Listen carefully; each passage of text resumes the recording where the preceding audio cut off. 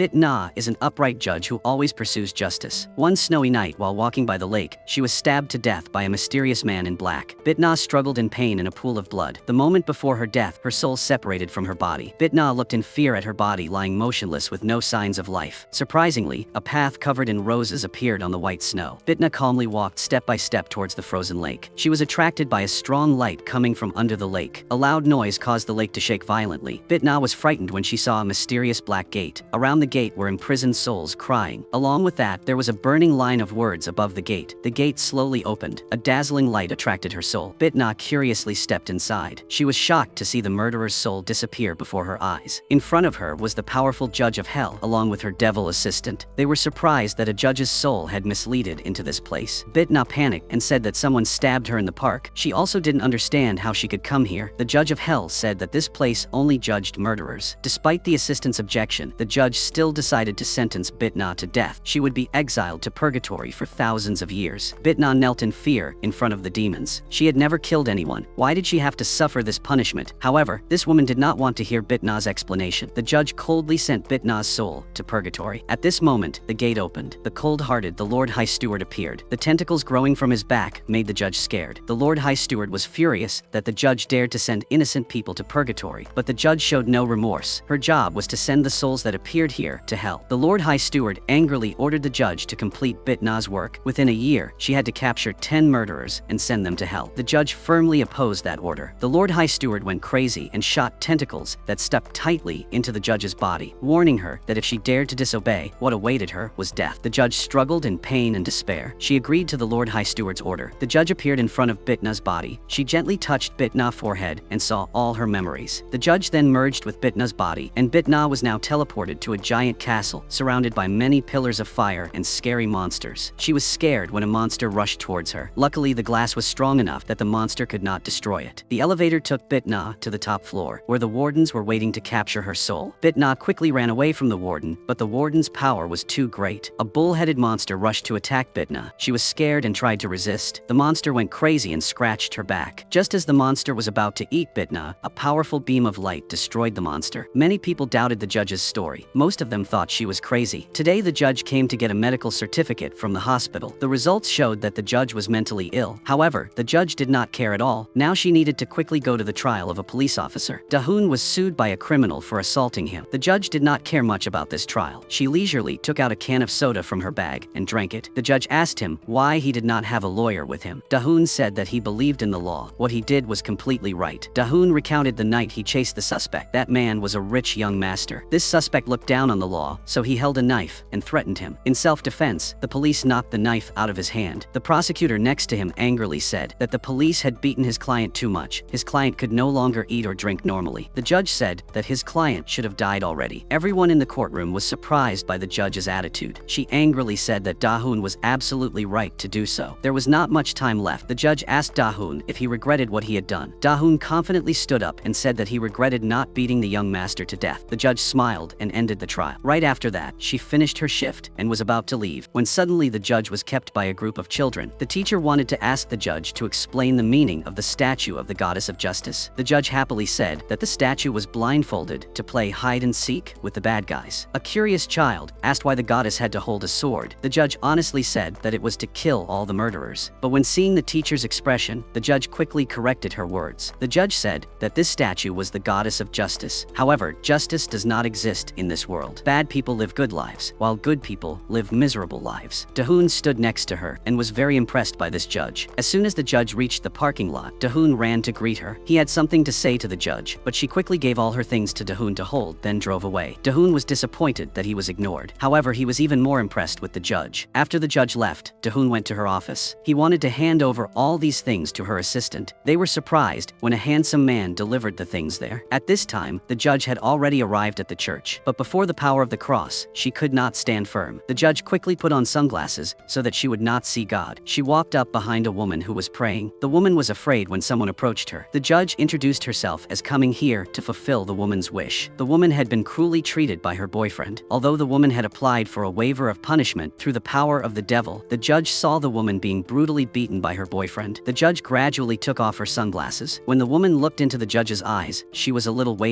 However, the woman quickly left. The judge hurried hurriedly chased her. The boyfriend's trial would take place tomorrow. If the woman continued to hold such a view, her boyfriend would be set free. The woman did not care about what the judge said. At this moment, the police appeared. The woman said that the judge kept bothering her. The police asked to see the judge's papers, but she had already given them all to Da-hoon. The police immediately asked her to come to the police station to give more statements. The judge happened to meet Da-hoon at the police station. Thanks to him, her identity was vindicated. In order to get out of here quickly, the judge asked Da-hoon if their relationship was closer than this. Everyone looked at Da-hoon in surprise. The judge said that she followed that woman to investigate something. After finishing the report, the police released the judge. Before the judge left, Da-hoon gave her the diagnosis paper. He looked at the judge sympathetically. Da-hoon said that he didn't care who she was, as long as she was a good judge. That was enough. Da-hoon had attended the trial early in the morning. The prosecutor stood up to accuse the ungrateful boyfriend, but the lawyer relied on the woman's request for exemption from the sentence to deny it. The prosecutor immediately showed pictures of the woman being brutally beaten. Everyone in the court looked at the boyfriend in anger. He pretended to be innocent. The prosecutor continued to accuse the suspect, but he cried bitterly. The judge saw this that asked him to be quiet. The judge coldly asked if he wanted his girlfriend dead. The boyfriend said he didn't want that at all. The prosecutor stood up and asked for a 1-year sentence. The judge looked at the boyfriend with disdain. She said she would see him again at the final sentencing hearing. The guards escorted the suspect to the car. Before returning to the detention center, he walked up to the woman's parents. The boyfriend smiled wickedly and asked how his girlfriend was doing. At the same time, the judge angrily returned to the office. At this rate, she would never meet her quota of sending 10 murderers to hell. The assistant suggested that instead of catching 10 people, she should find and deal with the serial killer. Then she would meet the quota given by the Lord High Steward. The judge angrily said that where could she find the serial killer now? At that moment, the police called. Da-hoon said that she must not release the boyfriend. Otherwise, the boyfriend would seek revenge on the woman. The judge felt interested in this police officer. What he thought was the same as hers. However, before that, the judge had to talk directly to the victim's family. The judge told the woman's parents her guess. The parents begged the judge to save their daughter. As soon as the judge saw the tears in the parents' eyes, she sympathized with them. She promised that she would make the boyfriend pay dearly. The judge wanted the two to reveal what happened between the woman and her boyfriend. After getting the information about the woman, the judge happily returned to the office. The assistant was trying to find the serial murder case, but he couldn't find it. The judge was excited to know more information about the boyfriend. In order to send him back to hell, the judge came up with a perfect plan. Today was the day of the sentencing hearing. Everyone was dissatisfied when the judge only fined the boyfriend by money. Da-hoon below was very disappointed with her decision, but the most desperate people were the woman's family. In order to get justice for them, Da-hoon went to question the judge. However, the judge said that she was only following the law, so she couldn't put him in jail. Da-hoon said that she had to think about the woman's feelings, but the judge thought Da-hoon was being annoying. Da-hoon was angry at the judge's attitude. Afterwards, he personally went to the prison gate. The boyfriend thought that Da-hoon had come to give him tofu to ward off bad luck. As soon as he reached out to take the tofu, Da-hoon dropped it on the ground. Da-hoon warned him not to think of revenge on the woman, otherwise Da-hoon would put him in jail again. The boyfriend angrily kicked the tofu away. That night, the woman didn't open the door to anyone. She had lost faith in justice. No matter how her parents tried to comfort her, she couldn't accept the truth. Da-hoon said that he put a smart watch in her pocket. Just when she pressed the button, the police will come immediately. Then time was passing by. Every day, Da-hoon would come to check in front of the woman's house. After making sure everything was safe, he would return to the station to work. His sister, also his superior, was worried about Da-hoon taking risks. She didn't want Da-hoon to spend too much time with a woman. There would be other places that needed his help. Because she stayed at home for too long, the woman felt bored, so she wanted her father to pick her up. That night at the judge's office, the judge was upset that the boyfriend didn't do anything. The assistant suggested that she use her magic weapon. The judge happily activated the universal mirror. It allowed her to observe what the boyfriend was doing. At the moment, he was in a hardware store. Seeing his sinister smile, the judge understood that he was about to attack the woman. The boyfriend appeared in front of the woman's house, pretending to be a police officer. As soon as the woman opened the door, she was scared to see her boyfriend appear. He frantically broke the lock and entered. The angry boyfriend beat the woman up. The woman was scared and begged him to spare her life. At the same time, the judge was watching his actions. The crazy boyfriend smashed the watch the police gave the woman. He threatened the woman that if she dared to call the police, he would kill her parents. As soon as the boyfriend left, the woman was so desperate that she wanted to leave this world. The judge smiled horribly when she saw that she had achieved her goal. Then the judge appeared in front of the boyfriend. He quickly wiped away the blood on his body. The judge asked him to go to a private place to talk. As soon as the boyfriend walked in front of the judge, a sword appeared in her hand. Purple energy radiated and surrounded the sword. The judge's eyes turned purple. Just as the judge was about to take action against this scum, the inspector driving the car suddenly rushed over to cause trouble. Da-hoon angrily grabbed the ungrateful boyfriend by the collar. He was so mad that he wanted to kill the boyfriend right there. At the moment Da-hoon Dahun took action. The judge stopped him. She said that what he was doing now was an abuse of power, but Dahun didn't care about the consequences. He was willing to quit his job to beat this guy up. However, his arm couldn't move. Dahun was surprised to see the judge so strong. At that moment, the police siren sounded. They quickly stopped Dahun. Afterwards, the police arrested the boyfriend on suspicion of stalking the woman. Before leaving, the boyfriend bowed to the judge, then gave Dahun a contemptuous smile. He was furious that the bastard dared to look down on him. The police quickly escorted him to the police station. Now it was just Dahun and the judge. He politely invited her to come with him in the car. The judge was scared when she saw a cross hanging on Dahun's car. She quickly took out her sunglasses and put them on. The judge curiously asked where they would go. Dahun didn't say clearly and took her to the woman's house. The woman's house had been sealed by the police. Looking at the crime scene, the judge could imagine what had happened there. Dahun uneasily asked the judge if she felt remorseful, but the judge said she didn't feel anything. If she sent the boyfriend to jail for a year, this would still have happened. Dahun was helpless before her attitude. The judge calmly explained that many people had lost their lives in cases like this. She was referring to the terrible crimes that the boyfriend had not had to pay for. Dahun firmly said that he would put the boyfriend in jail. He didn't need a selfish judge like her. The judge was worried that her plan would be ruined. She hurriedly chased after the police. After returning to the police station, Dahun directly questioned the boyfriend. He went crazy thinking that his girlfriend was dead. Dahun tried to suppress his anger. He said that the woman was still alive. The police rushed in just in time before the woman left this world. Seeing the woman crying and begging for death, Dahun felt extremely guilty. However, he did not have enough evidence to convict the boyfriend. The police had to release the bastard by law. The superiors ordered Dahun to keep an eye on him at all times, so Dahun took him home. Despite the boyfriend's displeasure, he had to listen to Dahun. He warned the boyfriend that the police would be watching him every day. If he dared to harm the woman, he would suffer the consequences. Little did Dahun know that someone else was also following the boyfriend. The judge from afar was looking for an opportunity to send the boyfriend to hell. A new day had begun. The judge was frustrated after watching all night without any results. The assistant curiously asked about the results of the case. The judge regretfully said that the woman was still alive. They were trying to circumvent the law set by the Lord High Steward. However, the trouble now was Dahun. If they wanted to kill the boyfriend, they had to get past the police guard. At the same time, at the headquarters, emergency arrest request to the boyfriend was rejected. Everyone was angry that he had escaped punishment again. The superior ordered Dahun to continue protecting the woman's family. His enthusiasm moved the woman's family. As soon as Dahun got into the elevator, the boyfriend from the upper floor came down in front of their house. He used glue to fog up the binoculars. Just as he was about to break the lock and enter, a text message came and made him change his mind. The next day, someone came to the woman's house to check. When she saw someone outside, the woman extremely panicked. The father hesitated and did not want to call the police. He did not know how long the police would protect them. In order to reassure his daughter, he personally went out to meet the man standing in front of the house. The father held a knife and wanted to kill the man standing in front of the door. Luckily, Dahun reacted in time and avoided the stab. He tried to calm down the panicking father. After realizing that the person standing in front of him was a police officer, the father breathed a sigh of relief and invited him into the house. Dahun came here today to give the woman a new surveillance watch. This made the woman feel guilty. Because she dated the wrong person, she had put her parents in danger. At this moment, the inspector received a call. He turned around and looked at the woman's family and stunned. Meanwhile, at the judge's office, the judge was very happy to have completed the task. It turned out that the person who sent the message to the boyfriend last night was the judge. The boyfriend thought that his girlfriend had asked him to meet her, so he went to the meeting place. He angrily walked to an abandoned building. This place used to be the scene of a crime. Standing in front of the desolate scene, the boyfriend was a bit scared. But then he decided to go inside to check. Just as the boyfriend pulled out his hammer to defend himself, the judge confidently walked down the stairs. The boyfriend was scared when he saw the judge here. He quickly hid the hammer he had prepared and asked why the judge was here. She excitedly said that she came here to kill him. The boyfriend thought it was just a joke. He loudly called his girlfriend out, but the judge's assistant came out of the room. He was also a devil with the ability to imitate other people's voices. The boyfriend was stunned when he was fooled. Only when the assistant left did he react. The judge said that the real trial was just starting now. She asked the boyfriend if he was the one who beat his girlfriend. However, he stubbornly said that his girlfriend was not dead yet. Seeing that this bastard still denied it to the end, the judge angrily pulled out her sword. The boyfriend was scared and ran out of the house. But when he opened the gate to escape, he was transported to a new world. The judge walked out of the room and grabbed the boyfriend by the neck. The judge's eyes lit up and looked straight at him. The boyfriend gradually fell into a trance with no way out. In the blink of an eye, he saw himself sitting in a fancy restaurant eating, and the person opposite him was the judge. She was furious that he dared to ignore her. In this world, the two of them were lovers of each other. Just as the boyfriend was about to leave, the judge knelt down and begged. Only now did the boyfriend realize what his girlfriend had been through. On his birthday, the boyfriend broke up with the the judge. She got mad and slapped him hard. The boyfriend tried to fight back, but he was no match for the judge. Then she beat him up. The boyfriend looked at the baseball bat in the judge's hand in fear. She coldly hit the boyfriend hard in the face. He cowered in fear and hid in the restroom. But even then, he still couldn't escape the judge's hands. The boyfriend had to go through everything the woman had to endure. Even though the judge was taken away by the police, she appeared in the next scene. Every time, he had to endure the most painful torture. Even though the boyfriend begged the judge to forgive him, she didn't give him a chance. The judge angrily picked up a hammer and beat him up. The pain made him unbearable. Day after day, the boyfriend was tortured by the judge to the point of despair. He was so scared that he decided to leave this world. Back to the present, the boyfriend was terrified when he saw the judge standing in front of him. He wondered if this was hell. The judge introduced herself as a devil. She came here to punish bastards like him. The boyfriend didn't believe what the judge said, so she beat him up to make him believe. Now the boyfriend believed that she was a real devil. He knelt down at the judge's feet and begged for mercy. As soon as the judge answered the phone, the boyfriend took the opportunity to sneak attack her. He strangled her and pressed her against the wall. The pain made the judge laugh. She gently grabbed his neck with one hand and threw him to a corner. From now on, the judge would beat him the same way he beat his girlfriend. She swung her leg and kicked this bastard straight in the face. The crazy boyfriend picked up a piece of glass and attacked her, but to the judge, he was just a bastard. The boyfriend cried out in pain. He knelt down and admitted his mistake in front of the judge. This was the result the judge wanted. She took out the magic sword and stabbed him down into hell. The boyfriend's soul was affixed a seal. The gates of hell slowly opened and sucked the boyfriend's soul. The next day, the police discovered the boyfriend's body. However, his body was no longer intact. Dahoon was surprised to see the words on the boyfriend's forehead. Through the initial investigation, the boyfriend was murdered by someone. However, they could not find any evidence of the mastermind. The crime scene was cleaned up without a trace. Everything was restored to its original state. The police had a headache investigating the case. All they found was that the boyfriend had gone to meet someone. The scar on the head of the corpse meant hell. Dahoon felt familiar because he had heard this word somewhere before. At the same time, at the judge's office, the superior called the judge up to reprimand her, asking her why she didn't settle down to be a judge. If it weren't for the congressman secretly protecting her, she would have been fired long ago. At lunchtime, the colleagues were curious when seeing the judge reprimanded. However, what the judge was concerned about was who the congressman was. They pointed at the TV. That man was the congressman. It was the judge who had broken off the marriage with the congressman's son. Only Bitna knew about this. The judge was just using her body. That night, at a private party, the congressman invited the judge's superior to dinner. He wanted the superior to keep an eye on the judge. Then he advised his eldest son to pay more attention to her. This made the younger son feel uncomfortable. That night, when the judge returned home, a woman invited the judge and the assistant to dinner at her house. Everyone in the boarding house was religious. The judge was so afraid of the cross that she always wore sunglasses. The landlady promised to reduce her rent by half if they embraced Catholicism. The judge hurriedly signed the joining list, but when the landlady read the Bible, the judge quickly ran away. A new day began. After her boyfriend was murdered, the woman was able to overcome her fear. So the inspector made an appointment with the woman to talk. The woman told her that the judge had come to see her a few days ago. The judge said that the woman did not need to feel guilty. The death of the boyfriend was the price he had to pay for his crimes. The inspector was surprised that the judge was so warm like that. That night, while driving home, the judge suddenly appeared and blocked Dahoon's way. He was surprised that the judge appeared here. She said that she came here was want to date Dahoon. She also bought a lot of alcohol and food. Dahoon had to listen to the judge and drink with her. Part of him also felt guilty for using harsh words towards the judge. The judge's purpose in coming here was to find out information. She wanted to know more about the cases that the police had not solved. However, Dahoon was very cautious. Therefore, she decided to let him get drunk. While drunk, Dahoon accidentally told the judge that he had killed 3 people before. This surprised the judge very much. She tried to lead Dahoon to confess his crimes, but he was already drunk. The judge was surprised to see tears falling from his eyes. The sky began to brighten. Dahoon was surprised when he woke up in the camping tent. At this moment, the judge walked over. She asked if what he said last night was true. Dahoon begged her to keep it a secret. The judge agreed to this request. Suddenly, she held out her hand in front of Dahoon. The judge smiled, then drew her sword and stabbed Dahoon in the stomach. He painfully held his wound tightly. Dahoon gradually collapsed to the ground. Dahoon's childhood memories gradually appeared in his mind. Since Dahoon was a child, he has been a warm boy. Every day he wanted to return home quickly to play with his parents. But tragedy struck one fine day. Dahoon walked home with a gift in hand. He was terrified when he saw his parents murdered by a mysterious person. The murderer, holding an axe, walked step by step towards Dahoon. Before he could react, his mother told him to run away. Seeing Dahoon struggling in pain in front of him, the judge was satisfied. Just as she was about to send him to hell, a wisp of smoke appeared in front of the judge. The Lord High Steward angrily stepped in front of her. He said that Dahoon was not a criminal. To punish the judge for her mistake, he ordered that she must now kill 20 murderers. If she did not accept, the Lord High Steward would kill her right here. The Lord High Steward gradually disappeared into the mist. Dahoon's wound wounds gradually healed to their original state. He was in a panic, not knowing what was happening. When he lifted his shirt to check the wound, Da-hoon was horrified to see that the wound was healing itself. The judge stepped in front of Da-hoon. He then quickly took her to the police station. However, no one believed what he said. The older sister was angry that Da-hoon was still drugged. No matter how Da-hoon tried to explain, in their eyes the judge was the one who was harmed. She even mischievously raised the handcuffs. The older sister felt guilty and asked the judge to forgive her younger brother. Despite Da-hoon's attempts to explain that the judge had stabbed him to death, the judge was quickly released. Da-hoon watched in horror as the judge calmly left. After escaping from the police station, the judge asked the assistant to go out for lunch. The assistant complained about why the judge was acting so uncertainly. Seeing his attitude made the judge angry. At this moment, the waiter walked over. The assistant felt that this place was a bit strange. As soon as he finished speaking, the waiter pointed a knife at the judge. She was curious about why a dead person was still alive. It turned out that the waitress's true identity was the warden. After letting Bitna escape from purgatory, she had to suffer punishment. The assistant hurriedly explained that the person in front of her was not Bitna. Now the judge was only using Bitna's body. The warden was surprised to be able to meet her idol here. The warden quickly knelt down to pay respect to the judge. The judge shyly told the warden not to kneel anymore. It turned out that they were all exiled to the mortal world by the Lord High Steward to complete mission. In order to help the judge return home quickly, the warden said that she would help the judge complete the mission. After hearing everything from the judge, the warden was curious about what she would do to Da-hoon. Suddenly, an idea popped into her head. At the same time, at the construction corporation office, the eldest son was looking at the petition signed by Bitna. At this moment, the congressman walked in. He brought his son some nourishment. Seeing that his son was having difficulty in land clearance, the father gave his eldest son some advice. However, they were thinking about one person. That was the judge. They couldn't contact the judge. The congressman was surprised that their relationship had not ended yet. Meanwhile, at the police station, they were still investigating the boyfriend's death. The superior suddenly asked everyone if they believed the judge or Da-hoon. Everyone thought that the judge was innocent. But with her experience as a veteran inspector, the elder sister felt that the judge was hiding something from everyone. His younger brother was also undergoing tests at the hospital. He wanted to prove that what he had experienced was true. However, the results came back that he had a mental problem. The judge laughed and walked over in front of him. She guessed that no one would believe him. Da-hoon curiously followed the judge and asked who she was. The judge said that she came from hell. Now she was just temporarily residing in Bitna's body. Da-hoon laughed and asked the judge whether she thought that he believed her ridiculous story. The judge didn't say much and directly took out the sword. Da-hoon was scared because that was the sword that stabbed him this morning. In just a blink of an eye, the security cameras around here were all destroyed. Even Da-hoon's phone was checked by the judge. He now had nothing to prove to everyone that she was a demon. The judge explained that she didn't intend to kill Da-hoon. It was just an accident that she didn't want. She walked in front of Da-hoon. The judge threatened that if Da-hoon revealed that she had killed him before, Da-hoon's life would end forever. After saying that, she quickly got in the car and left, leaving Da-hoon standing there in confusion. That night, Da-hoon returned to the campsite. He wanted to search for information about Bitna on the internet, along with information about demons. At that time, the judge had once said that no one would believe him anyway. This reminded Da-hoon of the past. After escaping from the murderer, no one believed his testimony. Da-hoon began to doubt himself. He threw the medical certificate results into the fire. At the same time, in a car on the road, the wife accidentally lost focus and caused the car to lose control. The whole car rushed into the deep sea. The husband quickly told his wife and children to climb onto the roof of the car. Water began to flood in and drown them. However, when it was the father's turn, the seatbelt was stuck. The husband shouted loudly for his wife to bring their son to shore. As soon as the son was safe, the wife turned back to save her husband. The water had now filled the entire car. The car gradually sank to the bottom. Under the pressure of the water, the wife could not open the car door. She painfully looked at her husband, who was crying for help. Because she was about to suffocate, she had to get to shore. The wife knelt down in the middle of the road and begged everyone to save her husband, but it was too late. The husband's funeral was quickly held. The angry mother-in-law beat her daughter-in-law for killing her son. She also wanted to take custody of her grandson. The wife knelt down and begged her mother-in-law to return her son to her. The mother-in-law could take as much money as she wanted. The case was quickly filed in court. The judge was frustrated that he had to handle an insurance dispute. The mother-in-law always showed a rude attitude. She didn't care about anyone at all. What she wanted was custody of her grandson. The judge got angry when she repeatedly challenged the authority of the court. The judge ordered someone to bring the mother-in-law out. She was angry to the point that rushed forward and continuously hit her daughter-in-law. She said that her daughter-in-law had received the insurance money and the man her daughter-in-law lived with before marrying her son. Why did he suddenly die? The mother-in-law asked her daughter-in-law if she had occupied everything. The judge accidentally heard the conversation. She was very happy that the case could be turned into a criminal case. The judge hurriedly returned to the office. She wanted to use the mirror to observe the wife's every move. It seemed that she had to meet the wife to talk. As soon as she stepped out of the office, the judge suddenly heard Da-hoon screaming. He deliberately used a loudspeaker to call the judge down to meet. The judge angrily scolded Da-hoon. She threatened him to remember her true identity, but Da-hoon was not afraid at all. He calmly teased the judge. He wanted a chance to find out the truth about her. The judge warned Da-hoon not to follow her. Then the judge went to the school where the wife taught. She wanted to meet the wife to talk privately. The wife was curious about why the judge had to come here to find her in person. The judge smiled and said that she had heard that the wife was accused of killing her husband. The wife sadly recounted the first time she met her husband. At that time, the son was studying in class which she was head teacher. The child's mother had passed away due to illness. Since then, the teacher gradually paid more attention to the child. The feelings between the wife and the husband began to grow. However, the accident ended that love. But what surprised the judge the most was that the mother-in-law had abandoned her own son. After 30 years, she appeared and asked to borrow money from her son many times. That was the reason she wanted to rob her grandson to get the insurance money. The judge felt uncomfortable when he heard the truth. Just when she was angry, Da-hoon came over. He deliberately followed the judge here. The judge rushed forward and grabbed Da-hoon by the neck and pinned him against the wall. She said that she had already warned him before. The terrifying power left Da-hoon unable to resist. However, he still joked with the judge, saying that she couldn't kill him, right? Looking at the judge's panicked expression, Da-hoon knew that he had guessed correctly. As soon as the judge got into the car, Da-hoon immediately followed. The judge was helpless and didn't know what to say. Da-hoon was also investigating the insurance case. The wife was the one who received 2 insurance policies. One was from her husband after the car accident. The other was from her ex-husband. Da-hoon suggested that the judge should meet the mother-in-law. However, the judge didn't want him to follow her. As soon as the sky started to brighten, the judge got dressed and prepared to go investigate. But what she didn't expect was that Da-hoon was there too. He said that he had been waiting for the judge since last night. The judge knew that she couldn't escape him. Before leaving, the judge destroyed Da-hoon's recording pen. Then she asked Da-hoon if he thought that using it would help him find evidence to prove that she was a devil. On the way, the two talked a lot. The judge said that since birth, devils don't have parents. But Da-hoon didn't seem to believe it. Suddenly, the judge told him to look into her eyes. Her eyes glowed a mysterious purple. Immediately, the dash cam mounted on the car was destroyed. Da-hoon was shocked when she demonstrated her ability. The two then went to see the mother-in-law. She is currently the owner of a small restaurant. When she saw the judge, she was unhappy. The judge mocked the mother-in-law that she had abandoned her son once. Now she even wanted to abandon her grandson. The mother-in-law was provoked by the judge. She immediately chased all the customers away. Then she led the judge home. Neither woman would give in. When she arrived, Da-hoon felt the familiar sound of the doorbell that his childhood memories came flooding back. The judge saw that Da-hoon was acting strangely, so he went in first. There was no one inside. The child really wasn't with the grandmother. She was angry when the judge didn't believe her. The judge suddenly checked the wardrobe. The child was already hiding inside. The judge asked why the mother-in-law why she was immure the grandson. She said that she was just taking care of him. The judge's purpose in coming here was not to take the boy away. The judge came here because he was curious about the wife's affairs. Why did the mother-in-law suspect the wife of killing her ex-husband? The mother-in-law said she had evidence. At her son's funeral, she saw her daughter-in-law cheating on her with another man. 3 days after the funeral, the wife gave her money and left the baby for 3 days. How could she stand that daughter-in-law? The judge laughed when he heard the evidence she gave. Only Da-hoon wanted to hear more of her story. As soon as the judge got angry, Da-hoon took out the cross from his body out. The bright light hurt her eyes. Then the child held her hand and took her to the beach to play. The boy said that his grandmother treated him very well. Suddenly, the boy asked if good people would go to heaven when they died. However, the judge said that wouldn't happen. The child then showed her the pictures he drew. Suddenly, the judge noticed something unusual in the picture. She asked the child that what person he drawn with his stepmother. However, the child didn't dare to answer. At the same time, Da-hoon was talking to her mother-in-law. She was heartbroken that her grandson had to live with an evil woman. The things that needed to be said had already been said. Da-hoon stepped in and called the judge go home. He was horrified when he saw the child covering the judge's face with a pillow. As soon as he picked up the child, the judge regained consciousness and said that she had thought it through. She asked the child if he could tell her about the night of the accident. The child remembered getting out of the car. He saw his mother glue the seatbelt. Then his stepmother deliberately drove the car into the deep sea. The child cried out in pain and called for his father, while his stepmother just stood there calmly watching the car sink. She threatened her son if he dared to tell anyone about this, she would kill his grandmother. The two were shocked when they learned the truth. Da-hoon comforted the boy. He understood that adults would not believe a child's testimony. The judge said that she would believe everything the child said. Da-hoon looked at the judge emotionally. Tears began to roll down his cheeks. The next court hearing had come. The judge had given the mother-in-law a suspended sentence. This made the stepmother angry. Although she had helped the mother-in-law, the legal guardianship was still in the hands of the stepmother. Since the day of the trial, the stepmother had repeatedly gone to her mother-in-law's house to demand her son. Each time, the mother-in-law resisted fiercely. One peaceful night, the stepmother put drugs in her mother-in-law's water bottle. As soon as her mother-in-law passed out, she took her son back. The frightened child faced the evil woman. She didn't know that the judge was watching everything. At the same time, in front of their house, Da-hoon was trying to break down the door to save the boy, but it was too late. Just as the stepmother was about to escape, the judge blocked her way. The judge coldly drew her sword and asked where the son was. It all started 4 days ago. After returning from her mother-in-law's house, Da-hoon went to talk to the judge. When he was young, no one believed what he said. She was the first person to believe a child. Now he understood that she was a good person. Even if she was a devil, he would believe her. The judge was surprised by Da-hoon's sudden change in attitude. After saying goodbye to Da-hoon, the judge asked his subordinates to go out to eat. They felt that the judge had been acting a bit strange lately. The warden asked the judge if she had feelings for Da-hoon, but the judge denied it. In hell, devils are not allowed to have feelings for humans. If anyone develops feelings against their will, they will be punished extremely brutally. A new day has begun. The judge is observing the stepmother. At this time, she is causing trouble in front of her mother-in-law's house. She and the police want to take the child to live with them. However, they were strongly opposed by their mother-in-law. At the same time, the grandson helped an old lady on the road. To thank the boy, the old lady gave him a bottle of water. However, the boy did not know that the old lady was his stepmother's lackey. She had put drugs in the bottle of water. That night, while the grandmother and grandson were sitting and talking, the filial boy offered his grandmother a bottle of water. The boy said that if she drank this, her leg would stop hurting. The grandmother was moved and drank the whole bottle of water. As soon as she finished drinking the bottle of water, the stepmother appeared in front of the house. The boy was scared when he saw the person who killed his father. Before being taken to the car, the boy called Da-hoon. The boy was scared and said that his mother had brought him back here. At this time, the phone was turned off. Da-hoon and the police quickly set out to find the boy. He knocked on the door, but no one answered. At this time, the operator reported that they had found the location where the boy had called. When Da-hoon ran to the location, he saw the boy sitting in a corner, shivering from the cold. He quickly took his shirt and put it on the boy. At the same time, a strange number called the stepmother. The mysterious person said that they had evidence proving that the stepmother had killed the husband. She was furious that someone dared to interfere with her plans. It was obvious that only she knew what she had done. From putting drugs in the water bottle to threatening the son, there was one thing she did not expect. As soon as she left, the boy quickly contacted the police. The boy had overcome his fear. Da-hoon comforted the boy for his courage. Let the adults take care of everything from now on. The judge was ready to meet the stepmother. As the stepmother drove to the meeting place, the dead husband's car suddenly surfaced on the water. She was frightened as the car sped towards her. The door slowly opened. The judge confidently stepped out, her eyes determined and her attitude resolute. The stepmother now realized that she had been tricked. The judge ordered her assistant to go first. When there were only 2 people left, the judge pulled out a sword from thin air. The stepmother was frightened as the judge had strange powers. The judge smiled and threatened the stepmother with the sword. However, she still stubbornly refused to admit her guilt. For every lie, the judge sent the stepmother flying. The judge angrily grabbed the stepmother by the neck and threw her into the car. Water began to flood the car. The frightened stepmother begged the judge to spare her life. However, the judge only smiled and closed the sunroof. The car slowly sank to the bottom of the lake under the weight of the water. The stepmother tried to open the car door to escape but couldn't. She screamed in pain and despair. The air was running out. She slowly fell into a coma, just like what she did to her husband. Suddenly, the stepmother woke up. She found herself sitting in front of the judge, so she quickly crawled to the judge and confessed all her crimes. The judge promised that if she told everything, including her ex-husband, she would let her go. The stepmother said that she was tired of her marriage with her ex-husband. Just because of the house, that she knocked her ex-husband out, and she even pushed him off a cliff, then made it look like an accident to get the insurance money. After taking over the apartment, she coincidentally met an innocent man, ignoring that the man already had a child. The judge was curious as to why the stepmother brought the child back. The stepmother said that she felt guilty about her husband's child, so she took the boy home to raise. The judge was furious that the stepmother dared to lie to her. She rushed over and beat this evil woman up. She questioned the stepmother about how she said she loved her stepchild, but forced the child to kneel, and then even deliberately drowned the child in the bathtub. The judge punched the evil woman in the face. She was furious at the beating. The judge asked her if she admitted to all the crimes she had committed. She showed no remorse at all. The judge's eyes lit up. Now she will have to experience the most horrible feeling in hell. In a blink of an eye, she found herself standing on the edge of a cliff. The judge smiled and asked her if she should let go. The stepmother freely fell down the cliff in panic, but as soon as she opened her eyes, she saw the judge in the role of the son. The judge laughed and got the stepmother under. Before she could react, she found herself tied to a chair. The judge happily put drugs in the cup of water and forced her to drink it. The drugs gradually took effect, making her unconscious. At this moment, the judge took a syringe and stabbed her. The scream of pain brought the stepmother back to the present. After going through all kinds of torture, the judge took a knife and stabbed the evil stepmother to death. The gates of hell were opened once again. Her soul was sucked into hell forever. After dealing with the murderer, the cleaning team came to erase the trace traces. The next day, people discovered the woman's body in front of the police station. The news scared everyone. The judge was happy that people were talking about the mysterious body, but the real reason she left the body near the police station was to get Da-hoon come to meet her. To prepare for the appointment, the judge went shopping with her subordinates. At the same time at the crime scene, Da-hoon suddenly realized that the stab wound was similar to the one caused by the judge. The murder method in both cases was the same. The judge quickly came under the police's attention. At this moment, the congressman came to see her. He wanted to invite the judge to dinner. If she showed up, he would tell her everything that happened before. The judge was curious, so he accepted the invitation. When she arrived at the congressman's private villa, while everyone was praying, the judge naturally ate and drank to his heart's content. The congressman laughed when he saw that she liked to eat and drink so much. The congressman felt that she had changed a lot. The judge was curious about her past. The congressman said that her family ran a Japanese restaurant abroad. Surprisingly, he asked her if she was no longer interested in politics. She was surprised that he had chosen her as his successor, but there was one thing she still wondered about. Why couldn't she find any news about the day of her accident? The congressman said that he had blocked the news. He didn't want outsiders to spread false rumors. The party was over. The judge drove back. She also brought a lot of delicious food for the warden. Seeing the subordinates eat delicious food made her happy. The body that the warden was using had lived a miserable life, so in this new life, the warden could reclaim justice for the body. A new day began. The judge had been focused on her work since early morning. Suddenly, she received a call from the receptionist, saying that an inspector wanted to invite her to the station to cooperate with the investigation. When she arrived, the judge was disappointed to see Da-hoon directly investigating her. The police suspected the judge of being the perpetrator of the two cases, but she quickly shifted the suspicion to Da-hoon. It was clear that he was the one who had contact with the victims before they died. Everyone felt that the judge was right. She wondered if Da-hoon was happy that the stepmother was dead, but Da-hoon said that he felt angry that the perpetrator was not punished by law. Just as he was about to leave, the judge got into Da-hoon's car. She eagerly recounted her meeting with the congressman, but Da-hoon seemed uninterested. Da-hoon still suspected that the judge was the perpetrator. However, the judge said that she was not the perpetrator. Even though the judge destroyed his camera, Da-hoon was not angry. He took her home. Suddenly, an old woman appeared and said that the two of them should not be near each other, otherwise one of them would die. Da-hoon was surprised when she knew that he had died before. Soon after, the old woman left, leaving the two of them alone. Da-hoon remembered the feeling of being stabbed by the judge. While he was having trouble sleeping, his family appeared. His sister curiously asked if he had a girlfriend. Da-hoon was surprised when his older sister told the younger sister the story. These moments with his family helped Da-hoon feel more comfortable. The next day, the warden presented the judge with an unsolved case. The murderer was a serial killer. The only witness was the victim's son. However, the case had happened a long time ago. The judge did not expect that the case the warden mentioned was related to Da-hoon. At the time, Da-hoon was investigating the case of her stepmother, but no witnesses were found. While examining the crime scene, Da-hoon noticed that the can was crushed in the same way the judge crushed it. This made him even more suspicious of the judge. So he went to the judge's house to talk. He really wanted to know her true personality. Suddenly, the judge felt pain. The pain was so excruciating that the judge gradually collapsed. Da-hoon quickly knelt down to support her. The judge's heart began to beat rapidly. She gradually fainted in his arms. Da-hoon was worried when he saw the judge's condition. He quickly carried the judge on his back to the nearest hospital. After the judge was taken to the hospital, her subordinates rushed to visit her. Suddenly, the judge opened her eyes. Da-hoon thoughtfully asked her if she was okay. Suddenly, the judge sat up, that scaring everyone. She checked her heart rate, but everything was normal. The judge couldn't understand herself anymore. In order to clarify the reason why she fainted, the judge went to see the head of the department. However, the head of the department said that the test results were normal. The judge was very worried because at that time her heart felt like it was about to fall out. The head of the department asked her if she had felt any stress recently. It was possible that before she fainted, the judge had been under great pressure from the outside. The judge was startled and remembered that when Da-hoon opened the door and stepped forward, his voice made the judge unable to control herself. The doctor advised her to avoid those irritants, but the two of them had to investigate the case together, and the judge couldn't just suddenly dismiss Da-hoon. The doctor smiled and said that if so, she would have to learn to adapt. After returning from the examination at the head of the department's room, the judge was pushed in a wheelchair by her subordinates. This surprised Da-hoon when the judge's health became abnormal. The warden was annoyed that Da-hoon kept showing up here. Da-hoon said that today was the judge's discharge day, so he came to visit. Suddenly, the judge stood up and said that let's go to work, that she also had something to ask him. In the car, the judge drank the entire can of soda as usual. Seeing her crush the can made Da-hoon suspicious. The judge asked why Da-hoon came to see her. Da-hoon said that he wanted to confirm what kind of person the judge was. When the judge heard this, she felt a little surprised. Da-hoon then drove the judge home. They met an old lady next door. The relationship between the judge and this old lady was not good at all. The two argued as soon as they met. Luckily, Da-hoon intervened in time. The judge did not not expect that Dahoon had bought the room across from her house. Now the two of them are neighbors. The reason he moved here is to find out the truth. Is the judge the murderer? The judge was also aware that Dahoon suspected her, so she ordered her subordinates to investigate Dahoon's identity. That night, the judge had an appointment with the warden. As soon as she opened the door to go out, Dahoon secretly followed her. The judge smiled when someone daring to follow her, so she turned into a small alley. Dahoon hurriedly ran after her to check, but he was easily distracted by the judge. The judge then went to the convenience store, where the warden worked part-time. The warden laughed at Dahoon following the judge. The warden offered to let her handle Dahoon, but the judge refused. The warden asked if the judge was free this weekend. The judge was surprised when the warden said there would be a closed meeting this weekend. It seemed that Satan had stolen something very important in hell and escaped. The warden said that if they caught Satan and handed him over to the Lord High Steward, they would most likely be able to return to hell. As scheduled, the three of them arrived at the meeting place early in the morning. Even Dahoon knew about it. He secretly followed the judge into a restaurant. Dahoon carefully entered and checked each room, but it was completely empty. Suddenly he felt a strong power. Dahoon opened the door and rushed in. That he saw everyone was holding weapons. The manager was annoyed that someone dared to barge in. He pulled out a knife from hell and walked in front of Dahoon. Dahoon fearfully said that he was a police officer investigating a case. The manager asked why Dahoon was here. He fearfully looked at the judge for help. The judge said that Dahoon was her driver. The manager was angry at her arrogant attitude, but as soon as he knew the identity of the judge, the poor manager was extremely surprised. In hell, the judge is everyone's idol. The judge turned to Dahoon and told him to be careful. There were only demons under the hell here. Seeing the demons showing off their power made Dahoon scared. The judge was annoyed and wanted to kick him out, but Dahoon refused. At this moment, the manager appeared and asked Dahoon if he knew where Satan was. Dahoon was confused and didn't understand what he was talking about. The judge quickly saved the day, saying that Dahoon was just born and didn't know anything. The manager began to recount that 26 years ago, after Lucifer became the Lord of Hell, Satan, the second co-leader along with the Lord High Steward, rebelled against Lucifer. A fierce battle took place in hell. However, Satan could not resist the Lord, so he abandoned all his subordinates and escaped from hell. Before leaving, he stole Lucifer's treasure, the immortality stone. As long as Satan possessed the stone, he could live forever in human form. However, he had to pay a proportional price. In order to avoid Lucifer's pursuit, Satan had to hide in the lightning bolts. In a moment of carelessness, Satan dropped the stone to the mortal world. Since then, no one has heard of his whereabouts again. The judge was drowsy while listening to the manager's story. The demons gathered here to share information about Satan. Dahoon did not expect the judge's status to be so noble. Dahoon was curious about what the judge's mission was. The judge angrily walked up to Dahoon and told him to leave if he did not want to die. But Dahoon did not want to give up this good opportunity. They then went to give free meals to the people here. When Dahoon was left alone with the manager pushed him against the wall. The manager was angry when Dahoon saw him shed tears. In hell, if a demon sheds a single tear, he will be killed immediately. Dahoon said that he would keep secret for the manager. The manager also knew Dahoon's true identity. He was not a demon. Before the manager left, he advised Dahoon to stay away from the judge. However, Dahoon went against the manager's advice. He kept clinging to the judge and confessed his love. Upon hearing these words, the judge's body became weak. The manager was surprised to see the judge in such a state. That night, Dahoon hurriedly returned to the police station. He tried to explain to everyone that he had encountered a devil's lair, but his colleagues ridiculed Dahoon for having mental problems. His superiors asked Dahoon to find evidence, otherwise all his words would be meaningless. The only evidence Dahoon had was the soda can at the crime scene. At this moment in the rescue room, they received a distress call. When the police arrived, they were stunned to see the crime scene. The family of 4 was left with only the father. He was heartbroken that his wife and children were dead. Suddenly, he said that he knew who the murderer was. As soon as the police asked for the murderer's identity, he smiled wickedly and said that he had killed them. Dahoon and his superiors quickly went to the crime scene. Inside were the corpses of 3 people. Blood had stained the floor. Dahoon looked sadly at the pictures hanging on the wall. This case reminded him of his own past. The crime scene was similar to what his family had experienced. His superiors advised Dahoon not to get involved in this case, but he did not listen to them. Dahoon asked where the suspect was. At the same time at the police station, the suspect was being closely interrogated. His fingerprints were found on the murder weapon. However, the suspect said that he did not remember anything. His mind became unstable. The statements did not match each other. In order to investigate the case further, Dahoon personally questioned him. Suddenly, the suspect's attitude changed. Now he was like a child who did not know where he was. Dahoon was puzzled when he saw the suspect's appearance, as if he was talking to himself. The constant change in personality surprised everyone. Dahoon gradually became impatient. He seriously asked the suspect if he had killed his entire family. The suspect still maintained his innocence. He was the one who had freed his entire family. His defiant attitude made Dahoon furious. Suddenly, the suspect burst into tears and begged the police. He jumped up from his chair and hit himself in the face. Only when the suspect passed out did Dahoon come to check on him. The suspect woke up in in a daze, not knowing where he was. This was the first time the police had encountered such a case. The results of the psychiatric examination were also available. It was very possible that he had temporary amnesia. After the suspect's mind calmed down, Da-hoon continued the interrogation. Da-hoon had never told the suspect that he was a police officer. So how did the other personalities know Da-hoon's identity? The suspect knew that he had revealed his loopholes, so he quickly explained that he was just guessing that. A new day began. Early in the morning, the judge was disturbed by her colleagues. The judge curiously asked everyone if they had ever felt their hearts beating fast. They all thought that the judge was just overworked. The judge was annoyed and went to the office. She wanted to hear what information the assistant had investigated. First was the attack at the harbor, but there were no casualties. The judge was angry when the assistant couldn't find any murder cases. The assistant said that there was a serious case. The murderer had murdered his entire family. The judge was excited when she found a case with many victims. She ordered the assistant to quickly investigate the information of this case. That night, the assistant pretended to be a journalist and went to the police station. After the investigation, the assistant reported the results to the judge. She wrote the murderer's name on the magic mirror. He was now locked up in prison. Looking at his strange expression, the judge was curious about what was wrong with him. The assistant explained that he was suffering from a personality disorder, but the judge didn't care. Her job was to send murderers to hell. In order to take the case, the judge called to the congressman for help. The eldest son was upset that the judge kept using his father, but the judge just laughed and said it was an investment in the future. The next day, the victim's mother came to visit. At first, the suspect was still scared and said that he was not the murderer, but in the blink of an eye, his attitude changed. He thought that everything was because the mother did not raise her daughter well. He should have killed her first. The victim's mother collapsed when her son-in-law could do such a thing. On the way home, she had a heart attack and fainted because of the shock. At the same time, at the police station, the inspectors were holding a meeting to investigate the case. The murderer had acted cruelly. This reminded Da-hoon of his painful past. When he was still a child, Da-hoon had witnessed the murder of his family. That night, after finishing work, Da-hoon was surprised to see the judge waiting for her at the gate. She said that she was just taking out the trash. Da-hoon told her to perform well for the trial tomorrow. The trial began. The judge asked the prosecutor to read the suspect's charges. Just as the suspect was about to plead guilty, the defense attorney stopped him. The attorney said that his client had a personality disorder. The judge looked straight into the suspect's eyes. She asked him if he had murdered his family. The suspect was afraid and avoided the judge's eyes. He muttered that he was not the murderer. The attorney sitting next to him told him to be quiet. As soon as the attorney stood up, the suspect went crazy and attacked the defense attorney. The trial gradually fell into chaos. The judge was curious about his behavior. The guards rushed in to restrain the defendant. All of suspect's personalities were shown. He asked the judge if she had finished watching the play. The trial had to be adjourned to await the results of the suspect's psychiatric examination. As soon as the suspect was brought out, a crowd of reporters surrounded him. The suspect cried and said that he was innocent. The suspect didn't know he had become the devil's target. The judge went to see the suspect after the trial ended. Despite the guards saying that he was not normal, the judge still signaled that she was fine. She coldly walked in front of the suspect. The judge asked him which personality he was now. The suspect was confused and didn't understand what the judge said. The judge smiled and said that if he could call out his evil personality, she would set him free. As soon as the judge turned to leave, the evil personality appeared. The judge smiled and asked if he had killed his entire family. He admitted it with an evil smile. The judge still wanted to continue meeting the child personality. When she saw the child personality hiding in the criminal's body, the judge laughed and left. She returned to her office, thinking that personality disorders could be separated. This was really interesting. At night, while he was being treated in the hospital, the suspect was scared when he saw the judge appear in his room in the middle of the night. He asked her in fear what she was doing here. The judge smiled and said that she was here to kill him. The judge did not expect that Da-hoon was hiding under the bed. He held his breath and watched the judge's actions. The judge's eyes began to turn purple, and the sword from hell slowly appeared. The suspect was terrified when he witnessed the judge's power. Just as the judge was about to take him to hell, an arm reached out from under the bed and grabbed her leg. The judge recognized that it was the inspector, so she turned and ran away. Da-hoon quickly ran to catch the judge, but she pushed him away. Da-hoon quickly chased after the familiar figure, but when the judge turned onto another path, Da-hoon quickly ran to grab the nurse's hand. The hospital lights turned on again, and the person in front of Da-hoon was not the judge. He was confused as to where she had gone. At the same time, the judge was on the emergency stairs. She was surprised that Da-hoon already knew her plan. The warden was waiting outside to assist. The two quickly retreated from the hospital. The judge changed her clothes and went home. Suddenly, a familiar voice rang out. Da-hoon was already sitting at the door waiting for her. He coldly asked where she had been. The judge said that she had just gone for a walk. Da-hoon repeated the same words that the judge had just said to the suspect. It was clearly that she had barged into the suspect's hospital room. The judge laughed and asked why Da-hoon was protecting a bastard who had murdered his entire family. Da-hoon said that he was just doing his job. The judge smiled and walked towards Da-hoon. She asked him if he had evidence that she had been in the hospital and if If he wanted to arrest her, he should at least bring the evidence to her. A new day had begun. Today was the day of the suspect's trial. The judge was surprised that Dahoon did not appear in court. The trial officially began. The judge asked the suspect if he had anything to say. He appeared scared and said that he would absolutely not kill his wife and children. Seeing his hateful expression made the judge feel contemptuous. Just as the judge read the final verdict for the suspect, the court door suddenly opened. Dahoon walked in from outside, shouting that the suspect was the murderer. Despite the guards trying to stop Dahoon from causing trouble, he didn't care and continued to announce the evidence he had found. The police found evidence on his son's phone that proved the suspect wasn't a multiple personality. The judge was annoyed that he came here to cause trouble in the middle of the session. It turned out that before the trial, Dahoon had tried to check the data inside the phone. The judge angrily ordered the security guard to take Dahoon out, but that was not enough to stop Dahoon. Dahoon played the last recording on the victim's phone. The innocent child asked if his father was going to kill him. The killer's voice smiled wickedly. He said that the thing he regretted the most was giving birth to a son. What child would call the police after being beaten just a little bit? The ruthless killer murdered his own son. At this moment, the wife opened the door and walked in. She was horrified to see her son lying on the floor with blood stains. As soon as she turned around to scold her husband, he killed his wife without hesitation. The remaining person was the youngest child in the family. At this time, the daughter was sleeping soundly. Suddenly, a loud noise woke her up. When the daughter opened the door and stepped out, the cruel father took a knife and went to kill her. The entire court was shocked by the evidence presented. Everyone wondered how he could be so cruel. Dahoon asked the judge to accept this decisive evidence. The judge angrily adjourned the court. She vented her anger into a drinking glass, scaring her subordinates. After regaining her composure, the judge returned to the court. Before announcing the sentence, she asked the suspect to make a final excuse. The judge asked the suspect how he felt when he heard his wife's screams again. He was a man who often beat his wife and children. Even in the elevator, he could not control his cruelty. The suspect argued that until now, he had always lived for his family. The judge was annoyed and got off in front of him. She asked him to say it again. The suspect went crazy when asked many times. He rushed to strangle the judge. The security guards quickly rushed to restrain the suspect. The judge smiled with satisfaction when she achieved her goal. The judge returned to her seat. She loudly read the final verdict for the suspect. He had murdered his wife and 2 children, so a heavy sentence was inevitable. However, before he became unemployed, he had worked very hard to support his family, and this was his first crime, with no previous convictions. In addition, the evidence was submitted in the middle of the trial, so it was not accepted. After reviewing his medical records for multiple personality disorder, the judge declared the suspect innocent. However, he will be placed on probation for 2 years. Dahoon was furious that the judge had made such an unreasonable decision. Not only Dahoon, that everyone in the courtroom felt it was unfair, especially the victim's family. The mother asked the judge in pain that if her relative was murdered, would she have given the same sentence to the murderer? The judge just smiled and left, ignoring the screams of the victim's family. Suddenly, the judge saw Dahoon's eyes. Her body felt uncomfortable. She quickly returned to her office. Her heart once again lost control. Even the assistant did not understand why the judge declared the suspect innocent. The judge said that she was only relying on the evidence. She had other plans for the suspect. After the trial ended, Dahoon escorted the suspect back to the detention center. He remembered the time the judge provoked the suspect. It was obvious that she did it on purpose. At this moment, he suddenly saw a truck speeding towards the police car. Dahoon shouted loudly to warn everyone to stop. Luckily, the car stopped in time before the truck arrived, but when they had only gone 2 meters, another truck came and crashed head-on, causing the car to flip over. The police quickly surrounded that truck. From inside, 2 men in black got out. They rushed forward to beat the police. With just a light jump, they flew onto the roof of the car. After regaining his senses, Dahoon chased after the 2 men in black. He fired a warning shot into the air, but one of the men in black grabbed the suspect and jumped down. The other rushed forward to stop Dahoon. Even though he had handcuffed one of them to an iron bar, they were still able to escape easily. Dahoon was lifted into the air by the overwhelming power of the demon. He struggled weakly against their strength. The demon threw Dahoon aside, then forced the suspect into the car and fled. A loud explosion destroyed the police cars. Smoke and fire filled the sky. The suspect was then brought before the warden. It turned out that they were the warden's subordinates. She smiled as she caught the murderer. Dahoon's injuries made his colleagues worried, but instead of resting, Dahoon went to see the judge's assistant. Dahoon asked if the car was attacked by the judge's orders, but the assistant quickly ran away before he could tell everything. Dahoon scratched his head in frustration at not finding any evidence. He then drove back to the apartment. The judge was waiting for him downstairs, worried about his injuries. Dahoon was upset that she wanted to kill him. The judge was happy that he was fine. Dahoon asked why she didn't use the recording as evidence. The judge explained that she was just following the rules. Dahoon loudly asked if this was her plan. Dahoon was so angry that he said the words that hurt the judge. She angrily ran upstairs. Dahoon didn't let go and chased after her. He set up a chair in front of the judge's house to keep watch. He couldn't give the judge another chance to kill. When the clock struck midnight, a loud noise caught Da-hoon's attention. He quickly knocked on the door to check if the judge was home, but no one answered. Just as Da-hoon was about to leave, the judge's voice rang out. Da-hoon was a little suspicious when she spoke more gently than usual. It turned out that the person inside wasn't the judge. The assistant had used his voice imitation ability to fool Da-hoon. However, he still felt suspicious. He quickly ran outside to check. Luckily, the assistant had pulled up the rope in time before being discovered. At this moment, the suspect woke up in fear. The person standing in front of him was the judge. She smiled and picked up the firewood axe. The judge asked him if he knew why hellfire was always burning. Because it used people like him as fuel. The suspect ran away in panic, but he ended up in another world. Here, the judge used the personality of a child to talk to the suspect. He still pretended not to remember anything. The judge innocently stabbed his hand with a pen. The suspect painfully opened the door to escape, but no matter where he ran, he could not escape the judge. Even when he entered the fateful elevator, the suspect angrily attacked the judge. However, he was no match for her. The suspect was beaten up in the elevator. He deliberately pretended to be crazy to beg for mercy. The judge did not stop at all. She continued to hit the suspect hard. He painfully crawled out of the elevator. When the suspect saw the judge sitting on the bench laughing, he panicked and ran into a nearby room. He didn't expect to find himself in his own house. The judge walked over and confiscated his phone. The suspect knelt down and begged her to forgive him. However, the judge did not care. She used a hammer to hit the suspect on the head. He staggered back to the original room. All the wounds had disappeared. Suddenly, a rope hung him upside down. The judge stepped forward, saying that the trial was just starting from now. He wondered what had happened just now. Was the judge teasing him? The suspect angrily rushed forward to hit the judge. She calmly picked up a chair and beat him up, until now that the suspect started being scared. She asked him to do a simple calculation. The result was the number of stab wounds he had caused. The suspect was scared and begged her to stop, but the judge was not merciful to murderers. The sky had turned bright. The suspect was covered in blood. The judge asked him the last question, if he regretted it. The suspect said that he would go to hell to apologize to his family. The judge said that he would not be able to see his family because they had already gone to heaven. Then the knife slowly appeared. The judge did not know whether to brand him first or kill him first. Because of his crimes, the judge decided to brand him first and then kill him. The excruciating pain quickly ended his life. The gates of hell opened, sucking his soul forever. A new day began. Until this time, Da-hoon suddenly woke up. The judge came out of the house and asked him if he had slept well. At that moment, a colleague called to report that the murderer had died. Da-hoon was stunned as he watched the judge walk by. Then he went to the scene. The method of the crime was similar to the previous cases. The judge laughed with satisfaction as the news reported the case. Now, the judge had time to rest. She asked her assistant to report the information had found about Bitna. Bitna was a good and diligent student, but she had no friends. The warden curiously asked who the murderer was, who stabbed Bitna to death. The assistant said that the case was classified as top secret and had not been solved yet. Even the reason why Bitna broke off her engagement to the congressman's son, no one knew what really happened. A new day began. Da-hoon wanted to find out information about the devil, so she went to see the manager. But when she arrived at the manager's workplace, the colleague reported that the manager had died. Da-hoon was confused and didn't understand what was happening. It turned out that last night, when the manager went home, the warden broke into the manager's house. She knew that the manager had feelings for a human, so she secretly collected evidence. The real job of the warden was to deal with demons with love feelings. The manager was so angry that he wanted to stab the warden to death, but he couldn't do it. The warden threatened to kill the manager's lover. The warden promised that if he returned to hell to be judged, she would spare the manager's lover. He accepted the deal. A loud noise woke up everyone around. They were scared when they saw the manager dead on the roof of the car. It was thought that everything would go smoothly without being discovered, but the person cleaning the scene came to inform the wardens that while cleaning the scene, they discovered the suspect's brutally murdered body. It was as if the judge had put his emotions into the punishment. At the same time, at the suspect's house, the judge secretly followed the victim's family. She was about to cry because of emotion. Suddenly, Da-hoon appeared there. He asked why the judge killed the manager. The judge said that she did not do it, but Da-hoon did not believe her. He thought that demons were evil creatures. Da-hoon promised that one day he would catch her. The judge angrily went home. At this moment, the eldest son of the congressman drove to find the judge. He wanted to invite the judge to dinner. However, the judge was not interested in him. The eldest son told her not to get involved in his family's affairs anymore. His purpose in coming here was to convince her to move. The land she was living on was part of the construction plan, but the judge refused. Before leaving, the eldest son warned the judge to be careful when walking on that street. At the same time, while returning home, a woman became the target of the masked man. He ambushed in a small alley, waiting for the woman to come forward. As soon as the woman passed by, he dragged the woman into the darkness. The masked man pulled out his prepared weapon. He ignored the woman's pleas for mercy. Without hesitation, he intended to kill the woman. At this moment, the neighbors came home from work. They screamed loudly when they saw the man holding a knife. The masked man was furious and rushed forward to kill those who got in his way. But when he saw that he was being recorded by the camera, the masked man quickly fled the scene. The woman was then taken to the police station for questioning. Her mind had already calmed down. The inspector asked her if she could remember the masked man's face. The woman described his height in fear, but there was one thing that made the woman curious. The masked man used a very strange knife. The inspector asked the woman to draw the knife. The inspector remembered that having seen it once before. That knife was the weapon of the murderer who killed Dahoon's family. Finally, he had reappeared. A new day began. Dahoon had visited his family's grave since the early morning. Suddenly, he heard voices nearby. Dahoon was surprised to see his superior there. He was moved by his superior's words. After returning from the grave visit, the two went to the police station for an emergency meeting. They were still investigating the recent murder cases. The biggest question was the murder weapon. Nowhere in the country did weapons with such a mark have been manufactured. In addition, the murders only happened in places where there were no cameras or the cameras were broken. Dahoon encouraged everyone that they would find clues soon. Surprisingly, that his colleagues said that there was a boycott of the judge. More and more old men gathered in front of the prosecutor's office. They were all angry at the judge's decisions, but the judge didn't care that she was being fiercely attacked. Even her superior was surprised by her calm attitude. The judge asked her superior for a few days off. Just after leaving the superior's office, the assistant ran over, curious about the judge's attack. But he had a more important matter. He suspected that the warden's true identity was Satan, who had escaped from hell many years ago. But the judge did not believe the assistant's words. Such an absurd thing could not happen. The judge angrily left the office. At the same time, in front of the high school gate, two female students were trying to rob a girl of her money. The girl was scared and shouted for help. At this moment, an arm blocked their fists. The two female students were angry that someone dared to interfere in their business. They rushed in front of the judge with a defiant look. The judge coldly pinched the two female students' ears and taught them a lesson. The judge was feeling uncomfortable, but someone kept bothering her. She had no idea that the person she had just saved was the daughter of Dahoon's elder sister. The group then went to the police station to resolve the conflict. Dahoon was surprised that the judge was also involved in this matter. A moment later, the parents of the two female students were called. They were furious that their daughters were beaten so brutally. They screamed as if they wanted to beat the judge. Despite the girl's explanation, the parents only considered it a joke of the children. They insisted on suing the judge in court. The judge just laughed when she saw the mother and daughter's similar personalities. The policeman then revealed that Bitna was the judge. Upon hearing her title, the parents were scared that their children had bumped into the wrong person. After dealing with the two girls, the mother called her daughter out. She angrily asked why her daughter had come to this area. She had clearly told her never to go there. The girl was out of sorts when her mother scolded her like that. It was obvious that she was the one who was harmed. The argument between mother and daughter had attracted the judge's attention. Until now, did the mother have time to thank the judge for helping her daughter? That night, Dahoon went to see the old lady next door. He wondered how the old lady next door knew that if he went with the judge, one of them would die. Before the old lady could explain, Dahoon revealed the truth. The judge's true identity was a devil. She had already killed him once. The old lady was not too surprised by this truth. She told him that she had known Dahoon's parents before. Although they lived in poverty, their feelings had not changed. Dahoon was surprised that the old lady knew so much about his parents. Many years ago, they had asked the old lady to protect Dahoon. Therefore, the old lady told him to leave this place immediately, especially never to go near the judge. Dahoon was puzzled by the old woman's words. He bowed his head to say goodbye to her and left. As soon as Dahoon left, the old lady looked straight into the mirror. Her true form gradually appeared in the mirror. Dahoon sadly went upstairs. At this moment, the judge returned. She deliberately started a conversation with Dahoon. She said that she would not go on the mountain climbing trip tomorrow. She did not want to go with someone who always thought she was a murderer. Dahoon did not want to care about what the judge said. Even though she had bluntly declared that she would not participate, the judge finally appeared. Dahoon wanted to help the judge pawn something, but was refused. She was still angry that he suspected her of killing the manager. The judge curiously asked why he always suspected her. Dahoon had her reasons too. More than anyone, he knew the judge's true identity. She was the great powerful evil in hell. But sometimes he felt that she was the kindest person in the world. Dahoon sat down and confided in the judge. He told her about the murder of his family 10 years ago. Dahoon always blamed himself when his whole family died protecting him. The judge comforted Dahoon that he didn't kill them. If he was really guilty, he would be in hell by now. That night, everyone held a party on the rooftop to celebrate. In his drunken state, Dahoon lost control of his actions. He told everyone about the first time he met the judge. This embarrassed the judge. She tried to cover Dahoon's mouth, but he pushed her away. The party finally ended. The judge carried Dahoon downstairs in annoyance. She gently put him down on the bed. Just as she was about to leave, Dahoon grabbed the judge's hand. In his drunken state, he spoke the truth. The judge was the first woman who made his heart flutter. Although he really wanted to catch her, his heart wouldn't allow it. The judge shyly withdrew his hand. She walked around to find a blanket for Dahoon. Suddenly, a can of soda fell to the ground. The judge curiously picked it up and looked at it. It turned out to be the can left at the crime scene. The judge was annoyed that Dahoon had lied to her all this time. The judge took out all her anger on the assistant. She had clearly given the can to the assistant to handle. The warden was furious that the assistant dared to ruin the judge's business. The assistant was scared and begged them to forgive him. The judge was surprised to see the warden carrying an iron hammer. The warden said that she used it to punish criminals. After the sentence was served, the judge began to question the assistant. It was clear that Da-hoon had evidence to convict her, so he moved to live across the street from her house. The assistant worriedly asked what he should do now. The warden suggested that the judge let her deal with Da-hoon, but the judge refused. Now the top priority was to return to hell. The judge stepped in front of the assistant and warned him that this was the last time she would pardon the assistant. After the judge left, the warden felt that the judge was very strange today. Could it be that the judge had feelings for Da-hoon? A new day has begun. Today is the day of the award ceremony for the outstanding director. The person honored with this noble title is the director of the food company. On the way back to the company, the director accidentally saw an injured dog. It was his act of saving the dog that made the director score points in the media. Although on the outside, the director appeared to be a successful person, deep inside,